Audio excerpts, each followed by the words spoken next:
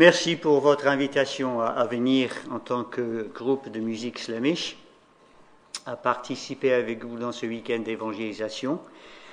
C'est un véritable plaisir de revenir en France, où nous sommes venus plusieurs fois déjà, pour chanter et présenter un peu de notre culture irlandaise et aussi de notre foi, car chaque membre du groupe est chrétien, chacun et chacune connaît le Seigneur, et donc c'est pour nous une joie de pouvoir partir un peu partout en Europe pour chanter et aussi pour présenter notre Seigneur aux personnes qui viennent au concert. Alors, c'est beaucoup à dire que Slamish est une montagne en Irlande, parce qu'il faut dire que une montagne en Irlande vaut une colline en France. Et Slamish est une toute petite montagne. C'est là où, d'après ce que notre saint patron Patrick a dit de lui-même, c'est là où il a fait sa première rencontre avec Dieu. Il gardait les troupeaux, soit de cochons ou de brebis, on ne sait pas trop, de son maître, parce qu'il avait été vendu esclave, après avoir été saisi par des pirates irlandais dans son pays natal. Alors, nous ne savons pas d'où exactement il est venu, Patrick. Le pire, c'est qu'il soit né en ce qui est devenu l'Angleterre par la suite. Mais il y a même une théorie selon laquelle Patrick serait né en France, en Gaule, et que c'est de la Gaule qu'il est parti pour venir en Irlande. On n'en sait rien, on ne sait pas trop concernant son lieu de naissance. Tout ce qu'on sait, c'est qu'il a fait sa formation missionnaire à Auxerre dans un monastère en France, et puis il est revenu en Irlande par la suite pour évangéliser les sauvages irlandais.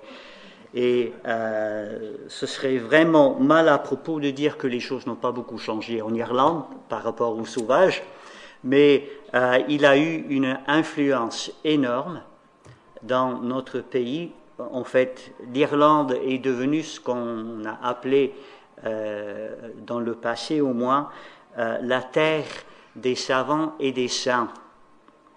Et tout ça dû à l'influence de Patrick, l'évangéliste.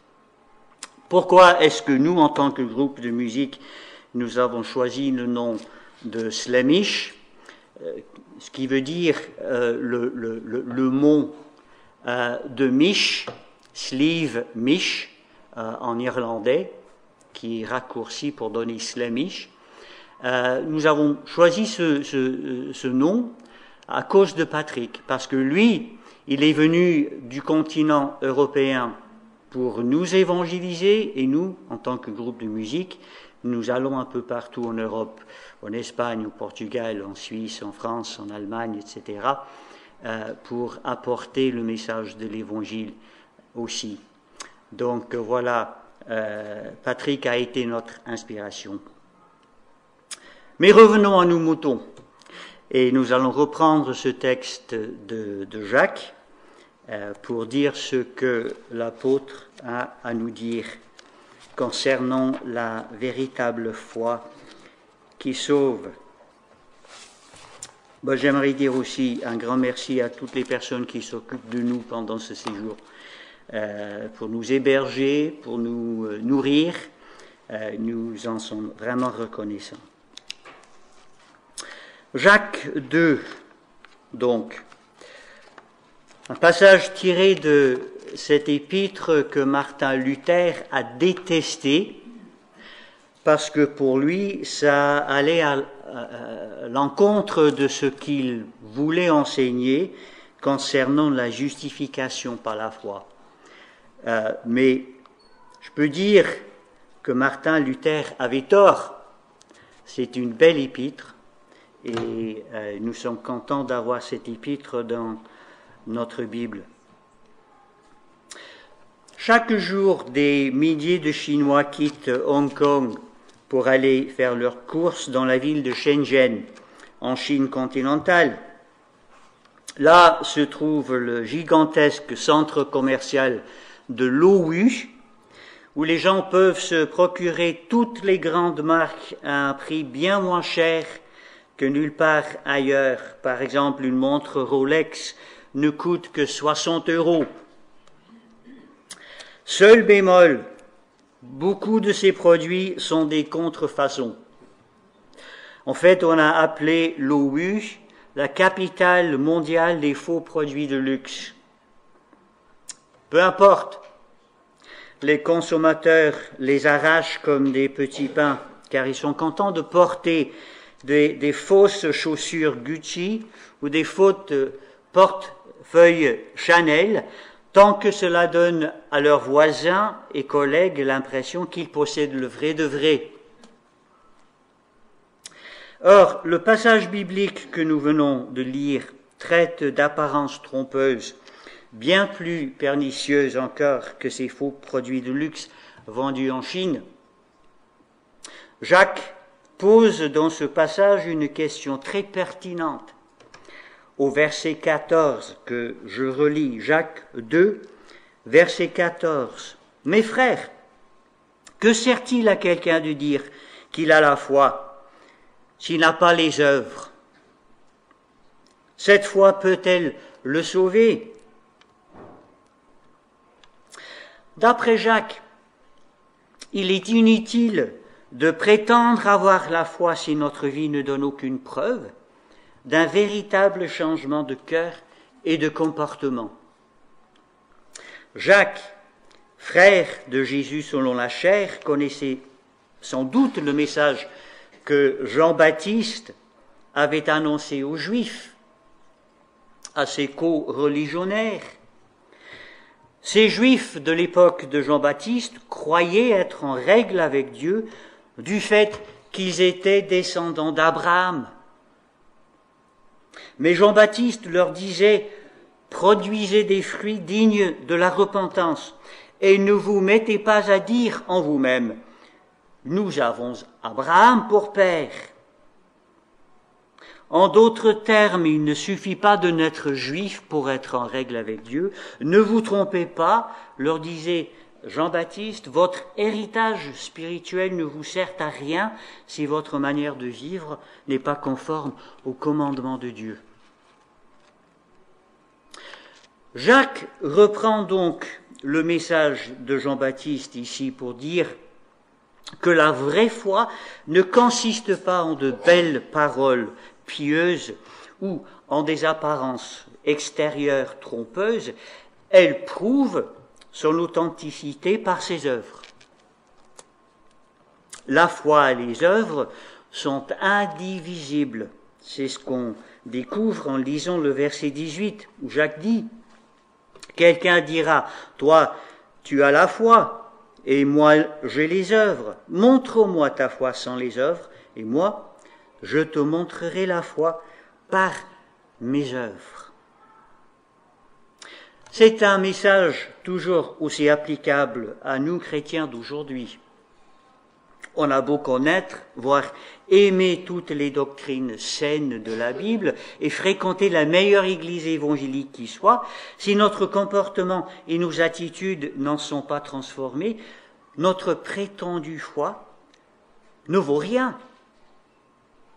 Prenons l'exemple des démons, selon le verset 19 de ce passage, où Jacques dit « Tu crois qu'il y a un seul Dieu, tu fais bien. » Les démons le croient aussi et ils tremblent. Jacques a écrit sa lettre à des chrétiens d'origine juive.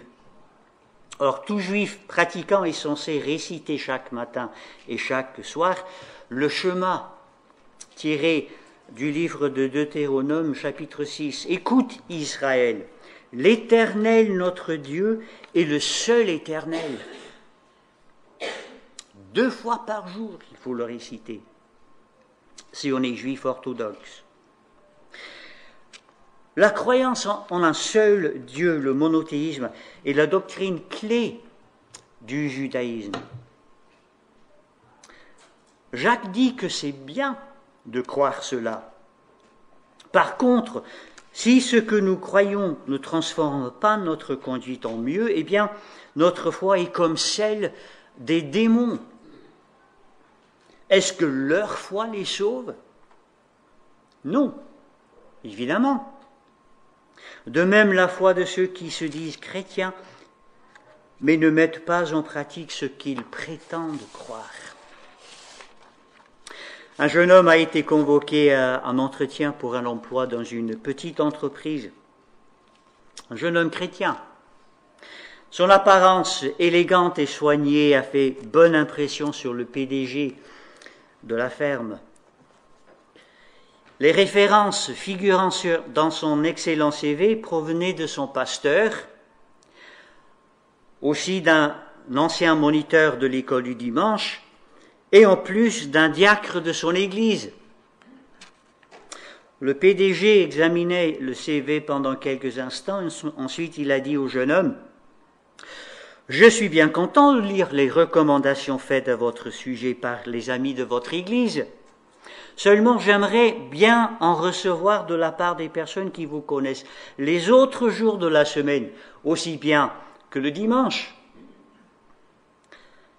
Très perspicace, n'est-ce pas?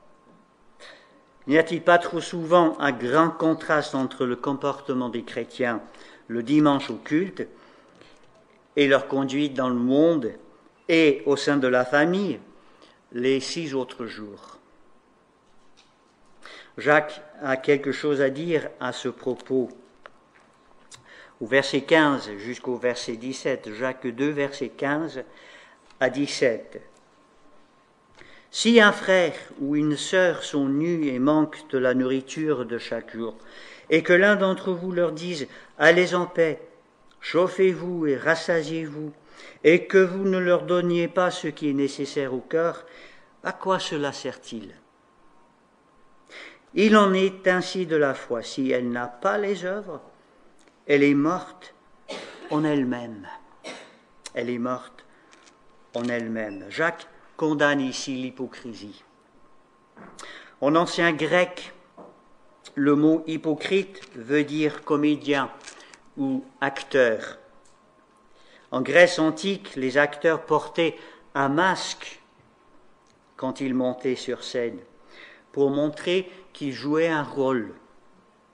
Par extension, les Grecs ont commencé à appeler hypocrite celui qui feignait des vertus ou des opinions qu'il n'avait pas. Eh bien, dans les églises, il y a parfois des acteurs qui se font passer pour de bons chrétiens. Ils chantent les cantiques dans l'assemblée, ils lisent parfois leur Bible, peut-être qu'ils prient même au culte, mais quoi qu'on puisse réussir parfois à tromper les autres, on ne pourra jamais tromper Dieu. Donc c'est utile de se poser de temps en temps la question, qu'est-ce que je porte? Est-ce que je porte un masque, moi? Ma foi est-elle authentique? Qu'est-ce qui, dans ma vie, prouve que j'appartiens à Dieu, que je suis en Christ? Quand ma femme et moi, nous avons commencé un ministère d'implantation d'église en région parisienne à la fin des années 80, nous étions dans le département du Val-de-Marne, et après avoir eu une campagne d'évangélisation pendant 2 semaines, j'ai commencé à rendre visite chez les personnes qui s'étaient intéressées plus ou moins au message que nous voulions apporter lors de cette campagne. Nous avons commencé un culte dans notre salle de séjour, dans un petit appartement. Et un dimanche, nous étions peut-être une quinzaine de personnes réunies pour le culte. Comme d'habitude, nous avions notre moment de partage et de prière, et une jeune femme s'est levée pour donner de leurs nouvelles. Alors, j'avais déjà rendu visite chez cette famille, à ce moment-là, lors de la première visite, la jeune femme n'était pas présente, c'était son mari qui était là. Et on a parlé du Seigneur et tout, il me semblait bien qu'il connaissait Dieu. Et il a même voulu prier à la fin de notre entretien. Et cette famille a commencé à fréquenter notre petit culte dans notre appartement. Alors ce beau dimanche, la jeune femme s'est levée pour annoncer qu'elle était enceinte de leur 3e enfant. Tout le monde qui était là était ravi de recevoir cette nouvelle. Mais tout de suite après, la jeune femme a dit « Mais mon mari veut que j'avorte. » Il était à côté d'elle. « Mon mari veut que j'avorte, mais j'ai pris la décision que je ne vais pas le faire parce qu'il m'a déjà obligé de le faire 3 fois. » Vous pouvez imaginer combien on était embarrassés d'entendre cela, et lui, il était là. Donc, cet après-midi-là, je suis allé voir cette famille et j'ai parlé avec eux pour leur dire que ça n'allait pas du tout. On ne peut pas prétendre être chrétien et faire cette chose. Et après un long entretien, lui, le mari, il était d'accord pour ne pas obliger sa femme à avorter. Mais il a dit, cet enfant, je veux rien avoir avec cet enfant. C'est elle qui doit s'occuper de lui. Elle aura le droit de porter l'enfant, mais moi, je me lave les mains de tout ce qui appartient à lui appartient. Et c'est ce qu'elle a fait, cette femme. Mais lui, il avait donné l'impression d'être quelqu'un qui connaissait le Seigneur, mais c'était loin de là, loin de la vérité. Finalement, pour l'histoire, la jeune femme avait décidé dès le début d'appeler son enfant Emmanuel, que ce soit un garçon ou une fille. Parce qu'elle m'a dit, si cet enfant naît, ce sera seulement par la main de Dieu et par la puissance de Dieu. Donc il ou elle s'appellera Emmanuel. L'enfant aîné, c'était un petit garçon. Et vous auriez vu le changement dans ce papa. Un miracle dans le cœur de ce papa. Parce que cette femme a tenu ferme avec le Seigneur. Emmanuel. Mais son mari, ça, c'était autre chose. La femme m'a dit par la suite aussi que son mari avait menacé de tuer le pasteur de l'église où ils allaient. Et effectivement, il avait un revolver. Donc moi, j'étais bien content de pouvoir partir en congé missionnaire quelques semaines après ça, pour m'extraire un petit peu à ce danger qui se présenterait peut-être à moi. Alors Jacques dit, veux-tu comprendre, homme vain, que la foi sans les œuvres est stérile? Puis il donne l'exemple de 2 personnes dont les œuvres ont prouvé la réalité de leur foi. D'abord, Abraham. Dieu a demandé à Abraham de lui offrir Isaac en sacrifice, le fils que l'Éternel lui avait promis pendant de longues années. Qu'est-ce que cette demande nous choque? Et à juste titre.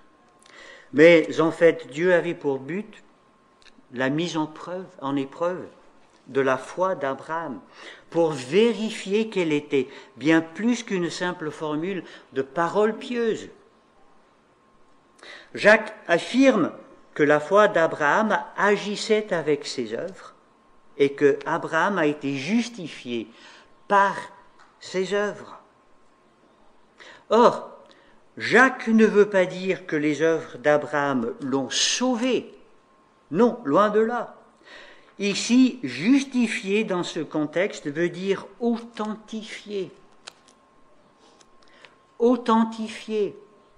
C'est cela que Martin Luther avait mal compris. Authentifier. Les œuvres d'Abraham ont validé sa foi. L'autre exemple cité par Jacques est celui de Rahab. Et c'est un exemple plutôt inattendu. Rahab n'était pas israélite, mais en plus, elle était prostituée. C'est elle qui a caché les 2 espions envoyés par Josué pour préparer la chute de Jéricho. En rencontrant les espions hébreux pour la première fois, Rahab leur dit « L'Éternel vous a donné ce pays, à vous, Israélites. C'est lui qui est Dieu en haut dans les cieux et en bas sur la terre. » Ça, c'était en quelque sorte sa profession de foi. Mais sa foi ne se limite pas aux paroles, elle passe aux actes. En fait, Rahab protège les espions en les cachant chez elle, car elle est persuadée que Dieu accomplira ce qu'il a promis aux Hébreux.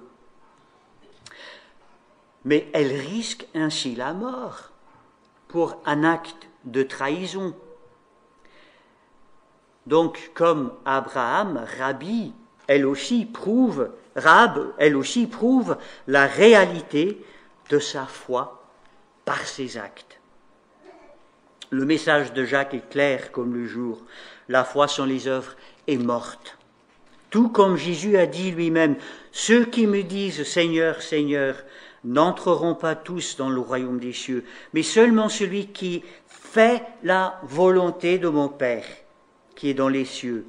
C'est à leurs fruits que vous les reconnaîtrez. C'est à leurs fruits que vous les reconnaîtrez. » Jésus dit cela dans Matthieu chapitre 7. Et quels fruits devons-nous porter? Quelles œuvres témoignent de la réalité de notre foi? Eh bien, je crois qu'on peut appeler bonnes œuvres tout acte que nous accomplissons en accord avec les 2 grands commandements que Jésus nous donne dans Matthieu chapitre 22. Si vous voulez ouvrir votre Bible dans ce chapitre, Matthieu chapitre 22 au verset 36. Matthieu 2, 22, verset 36. Donc, les disciples posent cette question à Jésus. « Maître, quel est le plus grand commandement de la loi ?» Jésus lui répondit, « Tu aimeras le Seigneur ton Dieu de tout ton cœur, de toute ton âme et de toute ta pensée. C'est le premier et le plus grand commandement. Et voici le second qui lui est semblable. Tu aimeras ton prochain comme toi-même. De ces 2 commandements dépendent toute la loi et les prophètes. » Selon la première catégorie de ces commandements, ce que Jésus dit correspond au premier commandement du décalogue, des 10 commandements, c'est-à-dire à notre relation avec Dieu. Et pour moi, en tant que bonnes œuvres accomplies par les chrétiens, cela comprend l'assistance au culte, le culte personnel, la prière, la lecture biblique, la communion avec les frères et sœurs en Christ, enfin, tout ce qui contribue à ma sanctification au sein de mes frères et sœurs en notre relation avec Dieu. Si quelqu'un se dit chrétien, mais néglige ou ne s'intéresse pas à ces choses, il doit absolument s'examiner pour voir s'il est vraiment dans la foi. La deuxième catégorie mentionnée par Jésus correspond aux 6 derniers commandements du décalogue. Aimez votre prochain comme vous-même. Cela a rapport avec notre relation avec les autres, avec notre prochain. En d'autres termes, tout ce que vous voulez que les hommes fassent pour vous, vous aussi faites-le de même pour eux. La règle d'or, selon Jésus. Et effectivement, la Bible nous exhorte à pratiquer en tant que chrétiens le bien envers tous et surtout envers les frères dans la foi. Les disciples de Jésus sont appelés à être de bons samaritains. Cela comprend non seulement des actes d'amour pour aider mon prochain dans le besoin, mais aussi l'évangélisation. Permettez-moi un petit excursus, et j'espère ne pas choquer les gens, mais tout ce que j'ai entendu de la part de certains chrétiens lors de ces derniers événements horribles qui se passent au Moyen-Orient me font horreur, parce qu'on a l'impression qu'il y a beaucoup de chrétiens qui prennent parti pour un côté ou un autre. Alors qu'en tant que chrétiens, nous devons prier et aimer pour toutes les personnes et toutes les victimes qui se sont prises au piège de tout ce qui se passe lors de ces événements. Aimer les autres, faire du bien aux autres, qu'ils fassent partie de ma tribu ou non. Cela comprend non seulement des actes d'amour pour aider mon prochain, mais aussi l'évangélisation, comme j'ai dit, l'annonce du seul message capable de délivrer les gens du péché et de la condamnation éternelle. Mais c'est coûteux de se dépenser pour les autres, n'est-ce pas? Et pourtant, si je ne fais aucun effort pour sortir de mon petit monde privé, ignorant ainsi les besoins d'autrui, j'ai intérêt à me demander si ma foi est vraiment celle qui sauve. Cependant, les œuvres dont il est question, qui authentifient ma foi, ne concernent pas seulement mon service actif pour Dieu, c'est-à-dire en utilisant les dons que l'Esprit Saint m'accorde pour la gloire de Dieu. Non seulement mon service actif, mais ces œuvres comprennent aussi, et peut-être même primordialement, mon caractère. Non seulement les dons de l'Esprit que je puis exercer, mais le fruit de l'Esprit dans ma vie. Ces fruits, ou ce fruit qui nous est donné dans Galates, chapitre 5, je me suis corrigé, ce n'est pas des fruits, c'est un fruit que nous devons tous porter dans leur ensemble. Galates, chapitre 5, au verset 22. Le fruit de l'esprit, c'est l'amour, la joie, la paix, la patience, la bonté, la bienveillance, la foi, la douceur, la maîtrise de soi. On a beau faire toutes sortes d'exploits pour le Seigneur. Si mon cœur est loin de son amour, si je le fais simplement pour impressionner les autres ou pour tenter d'impressionner Dieu, quel est mon caractère? Quel fruit est-ce que je porte pour la gloire du Seigneur? Est-ce que le message de l'Évangile m'a transformé à ce niveau-là? Ce que je présente aux frères et sœurs lors du culte le dimanche, est-ce que c'est la même chose que je présente au sein de ma famille quand je rentre après le culte? Je termine en citant ce scénario qui a souvent été cité dans ce contexte, des œuvres qui prouvent si je suis vraiment dans la foi. Tu habites un pays où le christianisme est formellement interdit, comme en Arabie saoudite ou en Corée du Nord, par exemple. Or, tes voisins qui détestent le nom du Christ t'accusent d'appartenir à la religion proscrite. Tu es arrêté et interrogé de façon bien musclée par la police secrète. Tu comparais finalement en justice et si le juge te trouve coupable, tu risques une peine très lourde, peut-être même la mort. Mais voici la grande question. Le juge disposera-t-il de suffisamment de preuves pour te condamner? Ou sera-t-il obligé de conclure que les accusations sont fausses? Pensez à cela. Et en terminant, pensons à une autre audition juridique bien plus impressionnante encore, celle dont l'apôtre Paul parle dans 2 Corinthiens 5. 2 Corinthiens 5, qu'il annonce aux chrétiens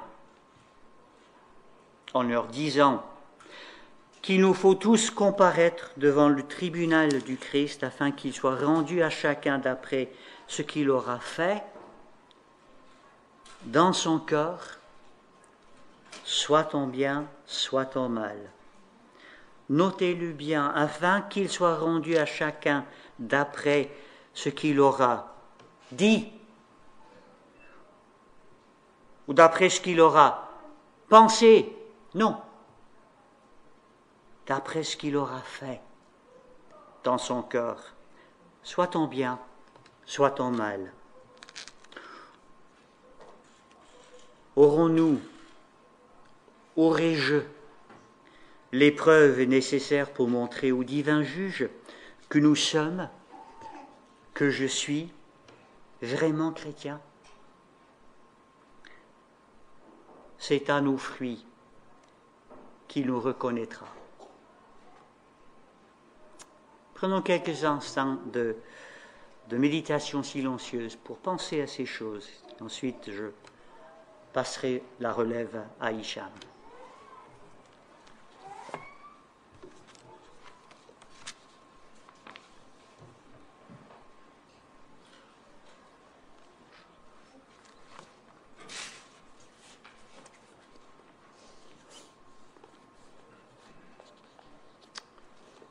Amen.